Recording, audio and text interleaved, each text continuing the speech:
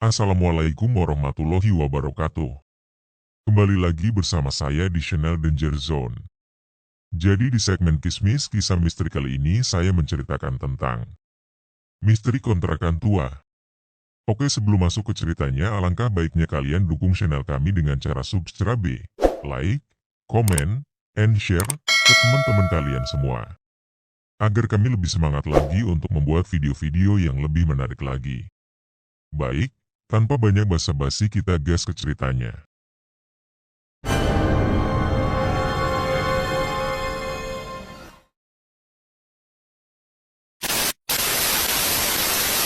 Aku bukanlah orang yang tergolong indigo atau punya kemampuan melihat makhluk gaib. Tapi entah kenapa, dari kecil aku seperti bisa merasakan adanya makhluk tak kasat mata yang ada di sekitarku.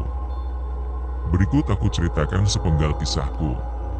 Peristiwa ini terjadi sekitar tahun 2007. Saat itu aku baru lulus Madrasah Aliyah. Untuk mencari pengalaman, aku pergi ke rumah pamanku di Tapatuan, Aceh Selatan. 3 bulan aku di sana.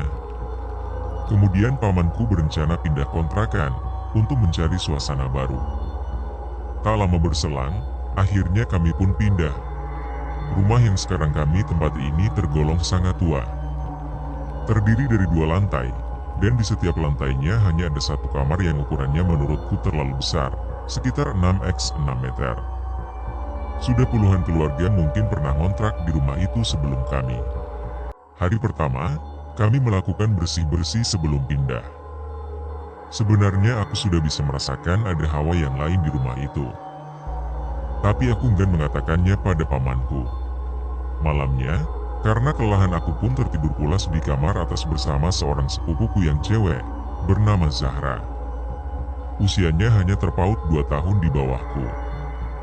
Kami memiliki kebiasaan yang sama, yakni tidak bisa tidur dalam keadaan terang benderang. Jadi kami tidur dengan mematikan lampu kamar, sehingga menjadikannya gelap gulita.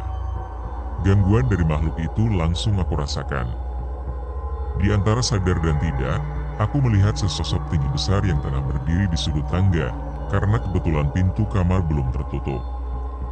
Sosok itu berpostur tidak wajar dengan mata merah menyala dan rambutnya yang gimbal. Sosok itu terus menatap ke arahku. Sontak aku ketakutan dan bermaksud membangunkan Zahra, tapi tubuhku tak mampu bergerak, suaraku juga tak bisa keluar. Padahal aku sudah berteriak, tapi justru suaraku hanya tercekat di tenggorokan saja. Alhasil aku hanya bisa pasrah, dan berdoa sambil memejamkan mata dan sesekali melihat ke arah makhluk itu, berharap makhluk itu sudah tak ada. Beberapa saat kemudian, akhirnya makhluk itu benar-benar lenyap dari pandanganku, bersamaan dengan berakhirnya ayat kursi yang kubaca. Aku pun bisa bernafas lega. Aku lalu membaca doa sebelum tidur dan melanjutkan tidurku kembali.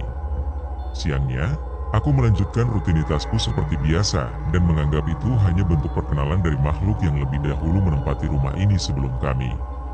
3 minggu berselang, aku tak lagi mengalami gangguan.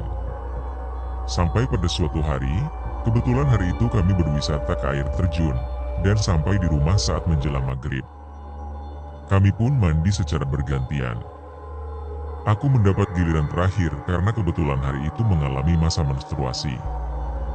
Jadi aku mengalah karena yang lain mengejar waktu maghrib, sedangkan aku tidak sholat.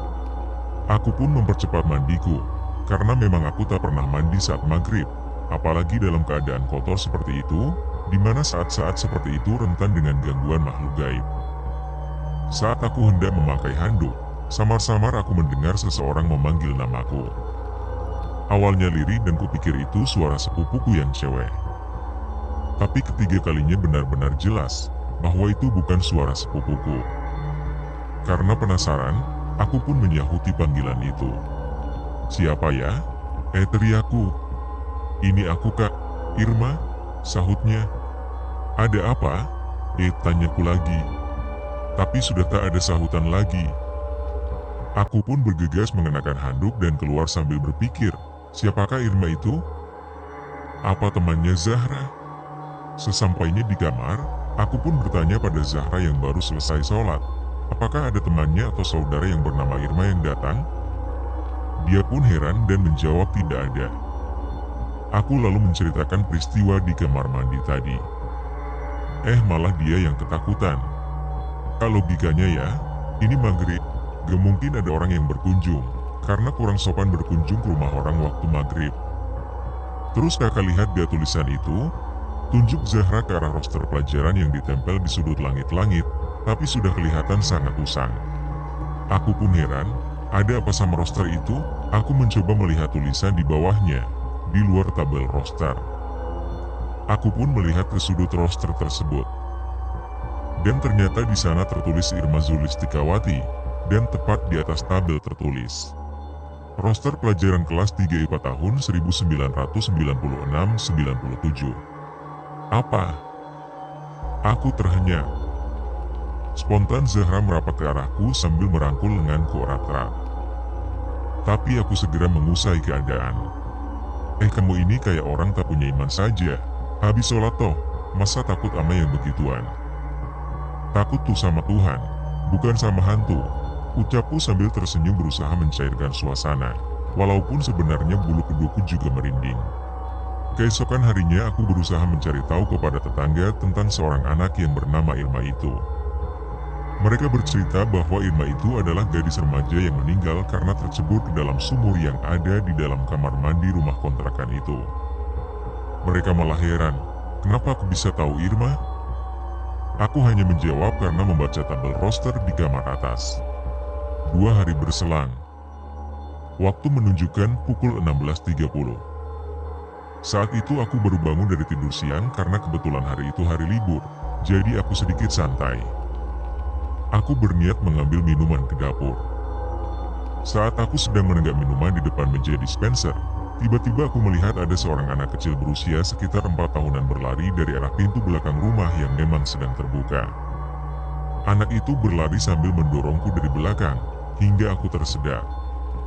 Aku pikir itu adalah sepupuku, Haikal yang masih berusia 4 tahun. Dia terlihat seperti habis mandi, dengan hanya mengenakan cawet dan bedak yang bertaburan di punggungnya. Tapi kenapa aroma bedaknya begitu menusuk? Haikal, habis mandi tuh pakai baju dulu, dek. Baru boleh main. Ini belum pakai baju udah lari-larian, jadinya bau acem. Ujarku. Tapi malah bibiku yang menyahut dari ruangan TV. Haikal dari mana? Hah? Kan Haikal belum pulang. Aku pun teringat bahwa sepupuku yang memang masih balita itu sedang ikut bersama ayahnya ke rumah saudaranya sejak tadi pagi. Dan rumahnya itu berada di kecamatan lain. Waduh, apalagi ini? Gumamku. Belum sempat aku berpikir jernih, tiba-tiba aku melihat sekelebat bayangan aneh.